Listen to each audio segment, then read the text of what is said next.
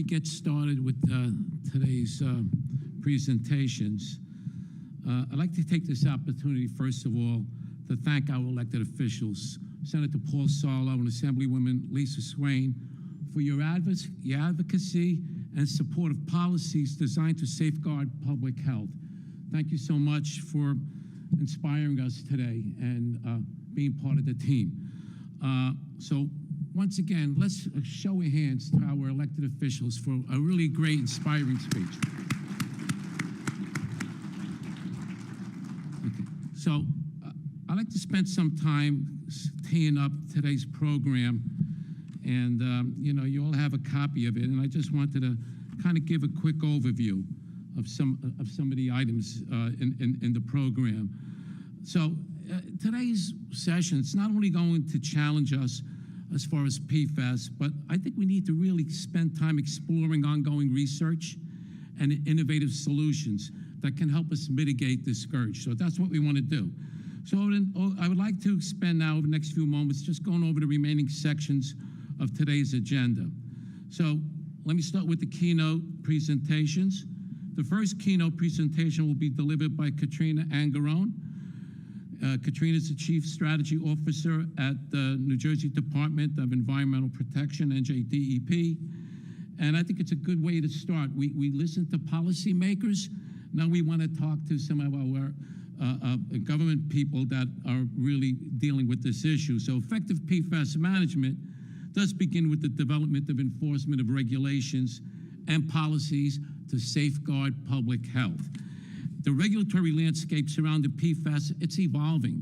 We don't have all the answers right now, whether it's the MCLs or the monitoring or the all other aspects of PFAS, but it's evolving, and we're really pleased to have the opportunity to hear from Katrina today. Now, following Katrina's presentation, again from a regulator perspective, the second keynote presentation will be delivered by Chris Lowe. And Chris is the Chief Technology Officer for Veolia North America. And it's a good way to go from policy to the regulators, then to industry. Those of us in industry that have to deal with this issue and sort it out. Because the persistence of these chemicals pose a significant challenge for remediation efforts by both public and private water utilities, wastewater utilities, and many of you industry stakeholders. Now, after those two sessions, or during those two sessions, please, I had mentioned this earlier, it would be really important if you interact and participate. Ask your questions, also provide your comments. I think that's very important for today, is to be able to capture what's in your mind, what's your concern. Because as we said before, this is the springboard session. There will be subsequent sessions that are going to deal with very specific issues. So your comments are not only welcome, they're really necessary. So I'd appreciate that. So after those two keynote presentations, then we have the panel discussions. And we have two really great panel sessions today. And we're going to kick the first one off with the academic translation research perspective. And we have 6 universities today, and our university representatives that are presenting, they will share with us the robust body of research that's underway. And Dr. Tom Dewan, our executive director for the Center of Translation Research, Tom will be moderating that session. So we go from academia then, we're gonna go to our industry participants. And the second panel will be moderated by our events co-host, Carol Walczak, who is the vice president, you're not president yet, are you, vice president? Vice president of engineering for Veolia North America. And I think it'll be good to segue from academia to industry, because our industry representatives, they're gonna discuss and share views from industry technology translation perspective. So again, after those two panel sessions, then we have the open forum. And if you look at your program, that open forum is a half hour. And that's a great opportunity for community leaders, professional engineers, constructors, academia, to again spend 30 minutes really focusing on today's events. What have you learned? What else do you want to know? Challenge academia. What do you want academia to do? Academia, challenge our professional groups. What is it that they're not listening to? Okay, so I'm not trying to be provocative here, but I'm trying to instill that sense of community and partnership, that if we work together and deal with these issues, and some are difficult issues, that would be great. And following the open forum, we have the showcase, and you'll see that to my left over there. And that's where we're going to conclude today's event with Industry, University, and Community Showcase.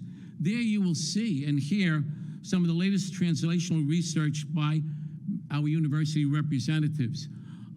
Some really interesting things. You know, we talked today about detection and monitoring.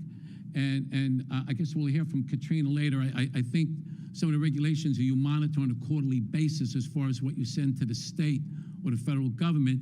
But to operate your plants, you need to monitor, you need to detect on a more frequent basis. And you'll see there's Chagrin, I forget, Bratnick, is it? I mean, what he's doing in the area of instant PFAS detection, I think is pretty cool. So please spend some time looking at what you have out there. And I know we've heard this before, but I like to close my comments with some PowerPoint slides. So if you look at this slide that's up right there, yeah, that one there, leave that one up. This is not new. PFAS has been around since the mid-20th century, and it's been used in industry and in many consumable products. Assemblywoman Swain had mentioned that to us. It also includes items like nonstick cookware, waterproof clothing, firefighting foams, food packaging, just to name a few. Who knew back then in the 1940s that this would be a problem? I mean, I can remember back in the 60s, you know, asbestos. What was asbestos known as? The miracle mineral? What have we learned as a result of that? And even though, you know, Assemblywoman Swain talked about some of the issues with PFAS, I don't think we've uncovered all of the toxicology effects of this PFAS, this scourge. So I think it's very important that we remove this. So these compounds, as you had said, they don't break down readily, okay? And they're found in our water and our food.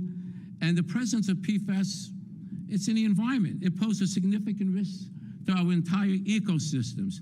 So researchers link PFAS exposure to several adverse health effects.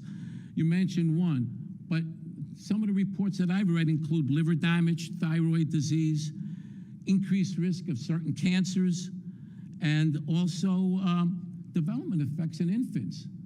And we're uncovering this on a day-to-day basis. We're in a race here. We're in a race to deal with this issue. This is not something, that's why it's so important that we have this great group here today. Do not leave just learning something today. Leave with an interest and an inspiring view that there's a lot more to do, and you all have a stake in that responsibility.